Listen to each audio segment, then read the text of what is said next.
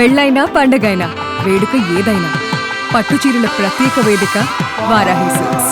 శ్రేయస్ అయ్యర్ ఒక unsung hero అని చెప్పాలి టీమిండియాకి. ఎందుకంటే అనేక సార్లు అద్భుతమైనటువంటి ఫామ్లో ఉన్నా కూడా వరుసగా మంచి రికార్డ్ స్కోర్ సాధిస్తున్నా కూడా టీమిండియాలో తన ప్లేస్ ఎందుకు పోతుందో కూడా అర్థం కానటువంటి పరిస్థితి. ఆయన కెప్టెన్సీగా కూడా అద్భుతమైనటువంటి రికార్డ్ నెలకొల్పినటువంటి వ్యక్తి శ్రేయస్ అయ్యర్. బ్యాటింగ్లో, ఫీల్డింగ్లో, కెప్టెన్సీలో అన్ని రకాల తోప్ తురుం ప్లేయర్గా ఉన్నా కూడా ఎందుకో తాను వెనకబడిపోతున్నాడు. శ్రేయస్ అయ్యర్ ఎందుకో వెనకబడిపోతున్నాడు. ఇది ఎందుకు చెప్తున్నానంటే ఇప్పుడు తాజాగా ఐపీఎల్ చరిత్రలోనే ఒక అద్భుతమైనటువంటి క్యాచ్ నిన్న ముంబై ఇండియన్స్తో జరిగినటువంటి మ్యాచ్లో శ్రేయస్ అయ్యర్ పట్టడం జరిగింది. మనందరికీ తెలిసిందే, ఇప్పటికి చూసే ఉంటారు మీరు. గాల్లోకి ఎగిరి అందులో బౌండరీ అవతలోకి వేలాడుతూ పట్టి దాన్ని లోపలికి విసిరేస్తే ఇంకొక స్టాండ్ బై ఫీల్డర్ పట్టినటువంటి అద్భుతమైనటువంటి క్యాచ్ పైన క్రీడా అభిమానులందరూ కూడా మంత్రముగ్ధులయ్యారు. చాలా మంది ఫ్యాన్స్ అందరూ కూడా షాక్ అయ్యారు. ఒక రకంగా ఇలా కూడా క్యాచ్ పడతారా? జనరల్గా మనం గ్లెన్ ఫిలిప్స్ను చూస్తాం. ఫిలిప్సే భీకరంగా ఫీల్డింగ్ చేస్తాడు, మొత్తం ఎయిర్లైన్స్ ఫిలిప్స్ ఎయిర్లైన్ లాగా ప్రయాణం కొనసాగిస్తాడు అనుకున్నటువంటి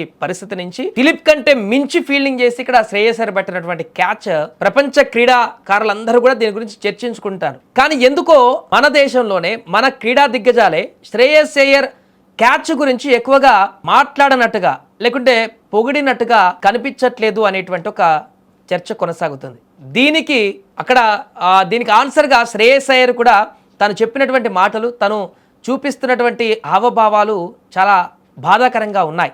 సో ఈ క్యాచ్ తర్వాత మ్యాచ్ అయిపోయిన తర్వాత ఒక వ్యక్తి అక్కడికి వెళ్ళి ఈ క్యాచ్కి సంబంధించి ఏమనుకుంటున్నారో ఒక మాటలో చెప్పాలని ప్రశ్నిస్తే శ్రేయస్ అయ్యర్ దానికి ఈ క్యాచ్ గురించి ఎవరు కాంప్లిమెంట్ ఇవ్వట్లేదు, అయినా పర్లేదు నాకు నేనే కాంప్లిమెంట్ ఇచ్చుకుంటానంటూ కూడా తన భుజాన్ని తడుముకుంటూ చేసినటువంటి ఈ కామెంట్ అనేది ఇప్పుడు అందరినీ హృదయాన్ని జలించేలాగా చేస్తుంది. అసలు నిజంగానే శ్రేయస్ అయ్యర్కి బ్యాటింగ్ ఉంది, కెప్టెన్సీ ఉంది, ఫీల్డింగ్ ఉంది, అద్భుతమైనటువంటి ప్రదర్శన చేయగలిగేటువంటి సత్తా ఉంది. అయినా కూడా తానెందుకు స్టార్ కాలేకపోతున్నాడు? తెర వెనుక ఏం జరుగుతుంది? శ్రేయస్ అయ్యర్ ఒంటరి అయిపోయాడా? ఒంటరిగా మారిపోయాడా? దానికి గల కారణాలేంటి? ఇంత అద్భుతమైనటువంటి క్యాచ్ పడితే కూడా శ్రేయస్ అయ్యర్ని ఒకవేళ ఉదాహరణకు ఆలోచించండి, శ్రేయస్ అయ్యర్ ప్లేస్లోనే ఇంకొక ప్లేయర్ ముంబైకి సంబంధించిన జట్టుల ప్లేయరే అనుకుందాం, ఆ క్యాచ్ అందులో ఉన్నటువంటి ప్లేయర్ కనుక పట్టి ఉంటే, లేకుంటే ఢిల్లీ కానీ ఇతర జట్టులో ఉండేటువంటి వ్యక్తి కనుక ఆ క్యాచ్ పట్టుంటే ఈ పాటికి చర్చ ఏ రకంగా కొనసాగేది అనేది, లేకుంటే చెన్నై సూపర్ కింగ్ కానీ ఇంకా మిగతా టీంలు ఏదైనా కానీ అందులో ఏ జట్టు అయినా టీమిండియాకి సంబంధించినట్టు ఇండియాలో ఆడుతున్నటువంటి ఏ ప్లేయర్ అయినా ఇలాంటి క్యాచ్ పట్టి ఉంటే ఈ పాటికి చర్చ ఎలా కొనసాగేది? శ్రేయస్ అయ్యర్ పట్టినటువంటి ఈ అద్భుతం తర్వాత ఎలాంటి చర్చ కొనసాగుతుంది?